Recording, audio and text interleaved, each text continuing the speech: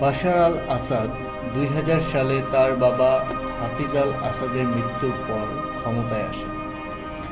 বাশার আল আসাদ মাত্র ৩৫ বছর বয়সে সিরিয়ার প্রেসিডেন্ট হন। আধুনিকায়নের প্রতিশ্রুতি দিলেও খুব দ্রুত তার শাসন হয়ে ওঠে একনায়কতান্ত্রিক।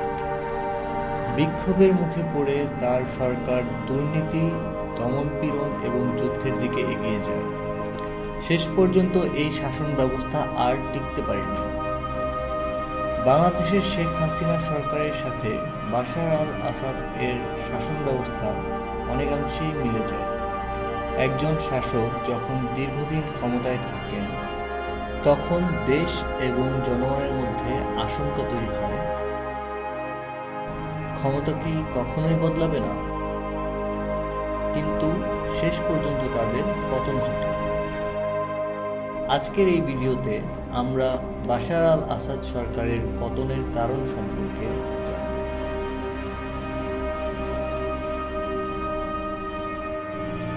সিরিয়ার আরব বসন্ত এবং রাজনৈতিক সংকট। দারা শহরের ছোট্ট একটি ঘটনার মধ্য দিয়ে আন্দোলন শুরু হয়।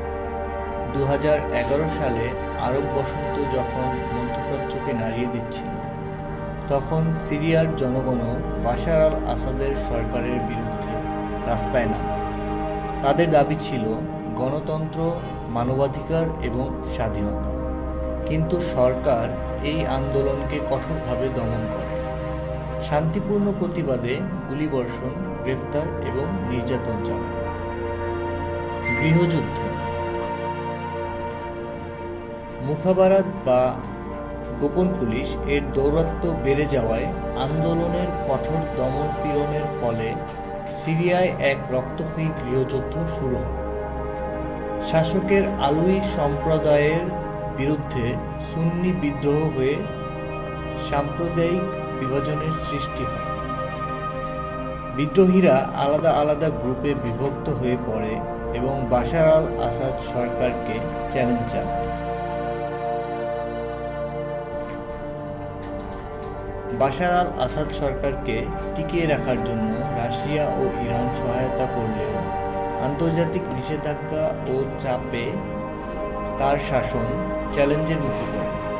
ফলাফল, দেশব্যাপী যুদ্ধ, লক্ষ লক্ষ মানুষের মৃত্যু এবং গৃহহীন।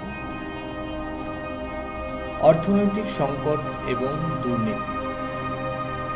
বাশার আল আসাদের শাসনামলে সিরিয়ার অর্থনীতি ভেঙে পড়ে, যুদ্ধের কারণে অবকাঠামো ধ্বংস হয়ে যায় এবং দুর্নীতি সমাজের প্রতিটি স্তরে ছড়িয়ে পড়ে।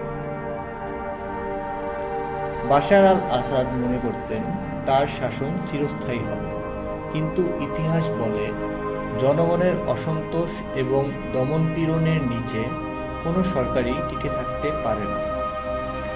আপনার মতামত কি? দীর্ঘমেয়াদী শাসন কি আসলেই গণতন্ত্রের জন্য ক্ষতিকর?